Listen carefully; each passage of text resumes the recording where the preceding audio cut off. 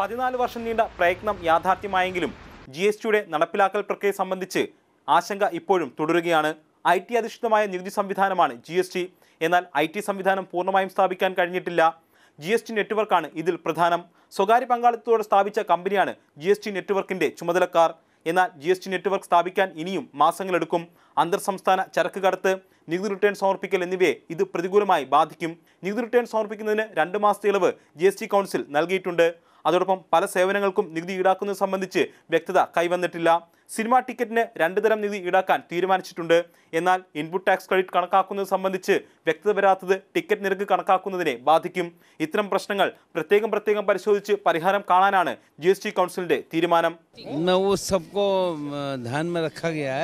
और जब भी जरूरत होगी तो GST काउंसिल बैठेगी और इसका निस्तारण करेगी.